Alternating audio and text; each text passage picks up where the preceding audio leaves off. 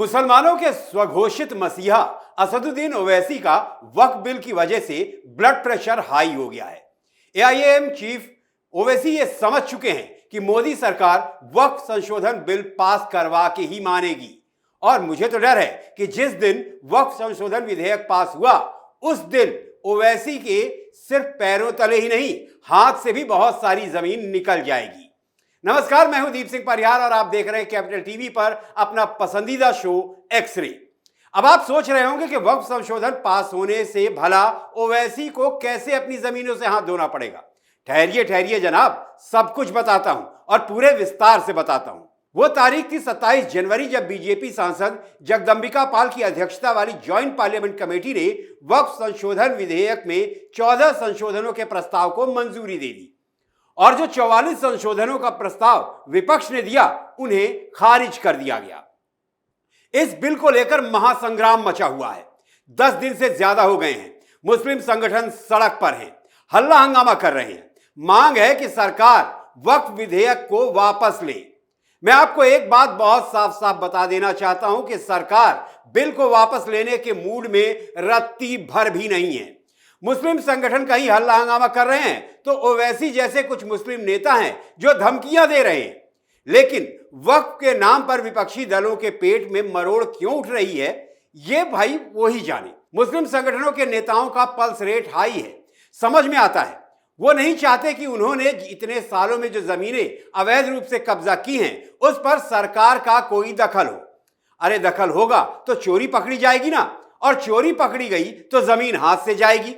लेकिन बेगानी शादी में अब्दुल्ला दीवाना वाली हालत कांग्रेस के राहुल गांधी की है, समाजवादी पार्टी के अखिलेश यादव की है, आरजेडी के लालू प्रसाद यादव और उनके सपूत तेजस्वी यादव के साथ साथ कई और सियासी दलों के नेताओं की हो गई है। संसद से सड़क तक ये लोग वक्फ को लेकर हाय तौबा मचाए हुए हैं। किस लिए? सिर्फ 20% वोटों के लिए। और यही सही भी है, क्योंकि अब तो मुस्लिम समुदाय के लोग भी अच्छी तरह समझते हैं कि ये सब उनके कितने सगे हैं। एक और जहां संसद में विपक्षी दल वक्फ बिल का विरोध कर रहे हैं तो वहीं मुस्लिम संगठन सड़कों पर उतरकर इसका विरोध कर रहे हैं। All India Muslim personal law board आगे आगे है और उसकी पूंछ पकड़कर कांग्रेस, लेफ्ट, समाजवादी पार्टी और आरजेडी जैसी कई पार्टियां चल रही हैं। असदुद्दीन ओवैसी कहते हैं कि मोदी की हुकूमत जो बिल ला रही है उसका मकसद एक ही है कि मंदिर और मस्जिद के नाम पर फसाद होते रहे। दिल्ली में वक्फ की 130 संपत्तियां हैं जिसके बारे में कहते हैं कि सरकार की जमीन है। यह बिल पास हुआ तो किसी भी जमीन को कहेंगे कि यह सरकार की जमीन है। इस बिल का मकसद है कि मस्जिद और मदरसों को छीन लिया जाए। चंद्रबाबू नायडू और नीतीश कुमार से कहेंगे यह बिल अगर पास होगा तो आपकी वजह से होगा, देश का अमन चैन खराब होगा या उसके लिए सरकार जिम्मेदार होगी। यह असंवैधानिक है। ओवैसी साहब, आपको यह असंवैधानिक लग रहा है? वक्फ के नाम पर जमीनों पर जबरन कब्जा करना आपको संवैधानिक लगता था? वो असंवैधानिक नहीं है। देखते ही देखते वक्फ ने भारत में 9,40,000 एकड़ जमीन पर कब्जा कर लिया। यह आपको असंवैधानिक नहीं लगता? कांग्रेस के नेता इमरान मसूद जो हमेशा खून खराबा की ही बातें करते हैं, उन्होंने कहा कि जिस तरह से वक्फ कानून लाकर कानून की धज्जियां उड़ाने की कोशिश की जा रही है उसकी लड़ाई में हम आपके साथ हैं। जहां खून की जरूरत होगी वहां खून देंगे। ओवैसी साहब, आप अमन चैन की बात करते हैं, क्या इस तरह की भाषणबाजी से अमन चैन खराब नहीं होता है? बहरहाल बेमतलब शोर शराबा तो इनकी आदत है। सरकार अपना काम कर रही है और जल्द ही वक्फ संशोधन विधेयक पास भी हो जाएगा। मुस्लिम संगठनों और विपक्ष में बिल को लेकर खलबली इसलिए मची है क्योंकि मुस्लिम समुदाय ही इस मसले पर विभाजित हो चुका है। मुस्लिम समुदाय में 2 वर्ग हैं। एक है अशरफ जिसमें मुसलमानों की अगड़ी जातियां शामिल हैं और दूसरा है पसमानदा जिसमें पिछड़े, अनुसूचित और आदिवासी मुसलमान शामिल हैं। अब कहानी यह है कि अशरफ समाज के लोग शक्तिशाली हैं। ये वो लोग हैं जिन्होंने वक्फ के नाम पर जमीनों और संपत्तियों पर कब्जा ठोक रहा है, जिसमें असदुद्दीन ओवैसी जैसे कई बड़े नेता शामिल हैं। ये अच्छी तरह से जानते हैं कि अगर बिल पास हो गया तो इनकी नींव हिल जाएगी। नेशनलिस्ट मुस्लिम पसमानदा महाज के अध्यक्ष और राष्ट्रीय अल्पसंख्यक आयोग के पूर्व उपाध्यक्ष आतिफ रशीद के बयान पर गौर करें तो ओवैसी के दिल की धड़कनें बढ़ने का कारण समझ में आ जाएगा। आतिफ रशीद ने कहा कि वक्फ बोर्ड की स्थापना विधवाओं, गरीबों और अनाथों के कल्याण को सुनिश्चित करने के लिए की गई थी, लेकिन हो इसके विपरीत रहा है। हैदराबाद जैसे शहरों में 90% से अधिक संपत्तियों पर अशरफ समुदाय के सांसद असदुद्दीन ओवैसी और उनके करीबी लोगों का कब्जा है। वो कैसे कब्जा छोड़ना चाहेंगे? बात तो सही है भाई, और सवाल लाजमी है, लेकिन ये मोदी का भारत है। लुटेरे चाहे आम आदमी पार्टी के अरविंद केजरीवाल हों, कांग्रेस के भूपेश बघेल हों, चाहे आरजेडी के लालू प्रसाद यादव हों, और चाहे वो AIMIM के चीफ असदुद्दीन ओवैसी ही क्यों ना हो, सबका हिसाब होगा, बराबर होगा। पीएम मोदी कहते हैं ना, ये उनकी गारंटी है। अशरफ समाज के असदुद्दीन ओवैसी भले ही वक्फ संशोधन बिल की वजह से हार्ट पेशेंट हो गए हों, लेकिन पसमानदा मुसलमान सरकार के वक्फ में संशोधन कराने के कदम से फुल ऑन हैप्पी हैं। वो ये मानते हैं और जानते हैं कि वक्फ में संशोधन होने के बाद वक्फ संपत्तियों का बेहतर रखरखाव होगा, वक्फ का जो मकसद है वो पूरा होगा।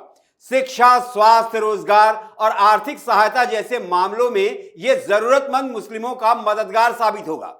मुस्लिम संगठन और विपक्ष इसलिए भी ज्यादा हाय तौबा मचा रहे हैं क्योंकि उन्हें पसमानदा समाज का साथ नहीं मिल रहा है, और पसमानदा समाज देश की कुल मुस्लिम आबादी का करीब 80% है।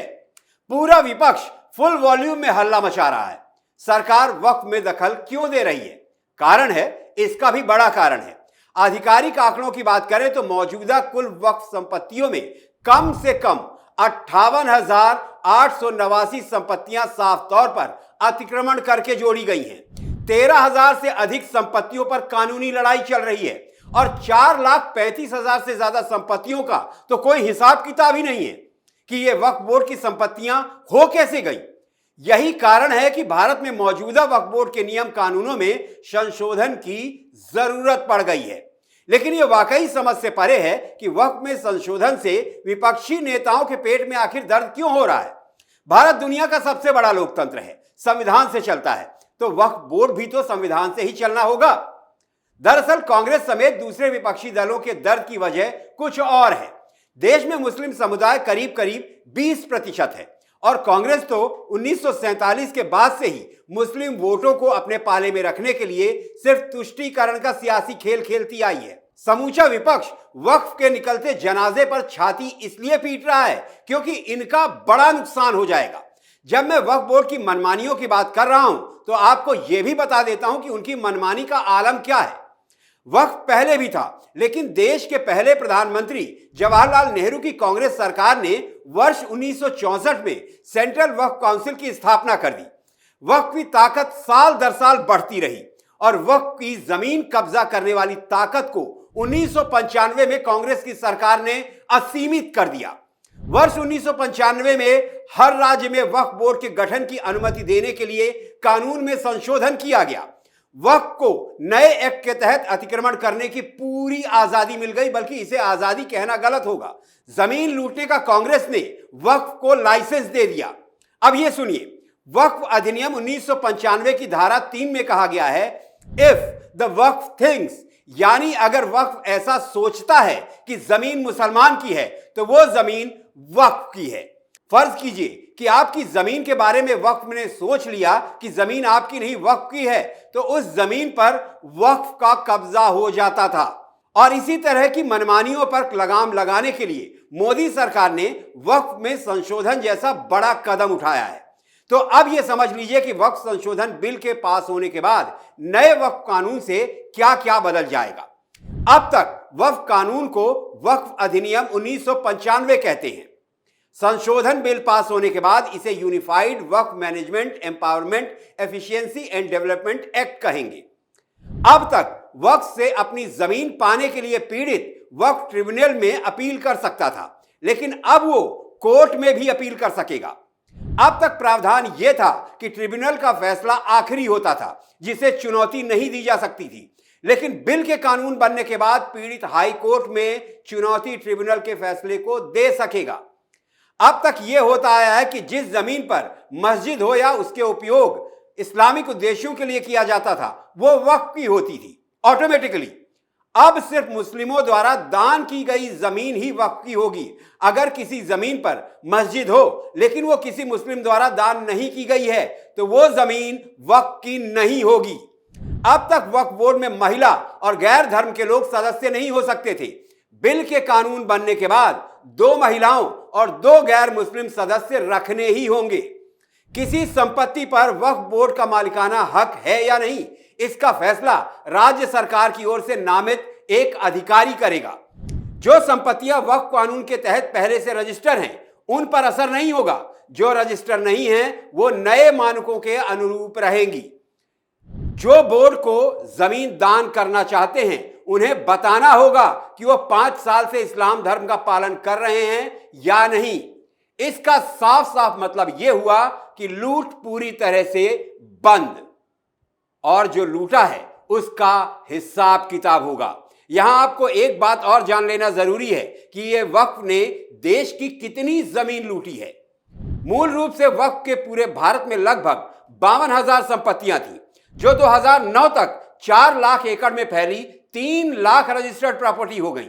2022 तक 8 लाख एकड़ से अधिक भूमि पर फैली 8,65,646 संपत्तियां हो गई और 1 अगस्त 2023 तक वक्फ के कब्जे में 9,40,000 एकड़ जमीन हो गई। और विपक्ष हो हल्ला कर रहा है। यही विपक्ष है जो कहता है कि वह सेक्युलर है, लेकिन उनका सारा सेक्युलरिज्म सिर्फ एक ही समुदाय के लिए है। यह सुनने और कहने में बहुत अजीब लगता है कि भारत जैसे एक धर्मनिरपेक्ष देश में ऐसा एक्ट मौजूद है, जबकि दुनिया के किसी भी इस्लामिक देश में ऐसा कोई एक्ट नहीं है।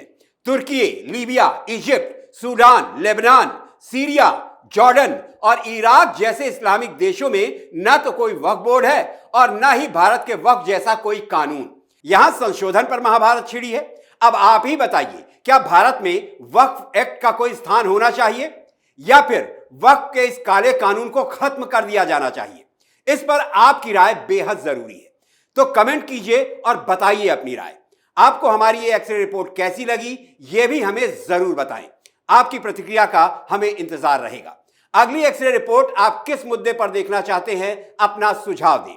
और हां, कैपिटल टीवी को जरूर सब्सक्राइब करें, वीडियो को लाइक करें, परिवार और दोस्तों के साथ शेयर करें। अगली एक्सरे रिपोर्ट के साथ आपसे फिर मुलाकात होगी। तब तक आप अपना ख्याल रखें, स्वस्थ रहें, सुरक्षित रहें। जय हिंद, जय भारत।